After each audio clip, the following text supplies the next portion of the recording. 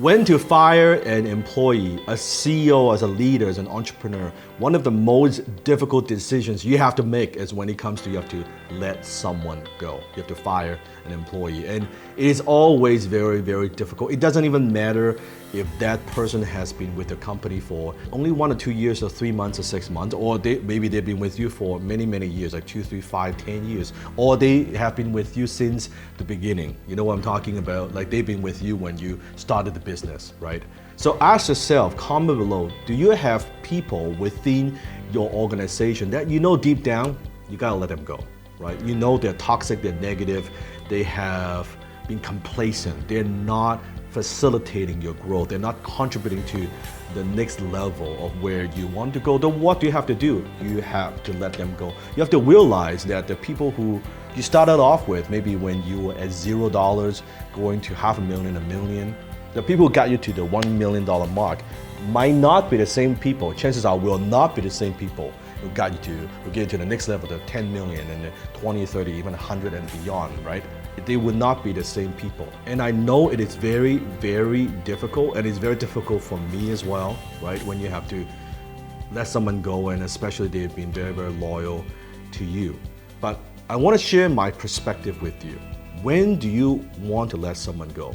Now, sometimes where they are maybe very, very loyal, but the company or that position has outgrown their capability, meaning now they are making a lot of mistakes and they're trying their very best, but their capabilities, their skills, their mentality it doesn't fit, right? They can only perform at this level, but the position, the job requires them to perform at this level. Doesn't make them a bad person, but they just don't have the skills. And when you're growing this fast, then what do, right?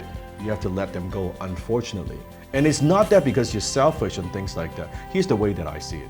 Anyone who works within a Dan-Law organization, if they have been with me for any length of time, I guarantee this is like the Shaolin Temple as far as I'm concerned, right? Where if someone they've been with me for any length of time, within my company, they may be 4 out of 10, 5 out of 10. Not that they're bad, but because what's required at the job, they're just 4 out of 5, right? 5 out of 5. But outside of my organization, for anybody else, they could be 10 out of 10. They've gone through this training, they have been with me, right? I've provided a lot of coaching. Just like companies, why a lot of companies like to hire people from, like say Starbucks, because Starbucks customer service, their trainings are phenomenal, right? Like they know that anyone who's been through the Starbucks training, they're very good with people, they got great people skill. It's the same idea. Anyone that's been with me for any length of time, if they actually are good, they go out there, they can kick some serious ass. Depends on when it comes to marketing or social media or things like that. So why not give them the opportunity? Why not let them go and let them have a better future, better for you, better for them, right? When you're asking yourself, when should you let someone go? When should you fire an employee? I ask myself 2 questions. Number 1, would I be upset if they quit? Would I be upset if they quit? So ask yourself, the people that you're thinking, like within your company right now, they're working within your company, your organization. Would you be upset if they quit? If your answer is, no, actually I won't be upset if they quit, that's a good indicator, right? If you're saying, no, I'll be so upset, right? I really need them, they're so valuable to the company, well, that's a different story, right? Second question that I would ask is this: would I hire them again? That's right. If you let them go, would you bring them back again? Chances are, if you're asking this question, the answer is no, right? I always say it's not the people that you fire that makes you miserable, it's the people you don't fire that makes you miserable, right? Chances are we waited too long, and I always waited too long. I waited too long. It's not good for you, it's not good for them, right? Sometimes you gotta just make the tough decision, right? Like Donald Trump, right? Do the snake hand, like you're fired. The important thing is the snake hand and the mouth, you're fired. That's how you do it. You gotta let them go, right? Have that conversation. One thing I do within my company, once a year I'll ask my team, I would pay someone to leave.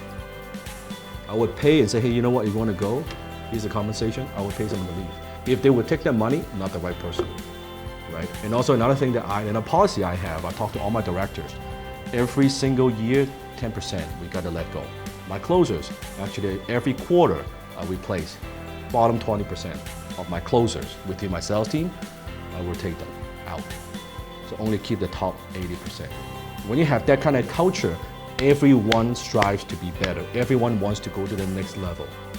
That's the difference. So ask yourself, are you waiting too long? Are you waiting to, you know who you need to let go. You know who you need to fire, and you know who is holding your business back. Those B players that you have, they are affecting your A players. A players don't like to work with B players and C players because A players believe that B and C players are holding them back, and A players do not like to work with B and C players. If you're not familiar with the concept of A player and B player and C player, click on the link here and watch my other video. I explain to you exactly how to identify your A player and B player and C player and D player, and exactly what do you need to do. So go ahead, click on that video.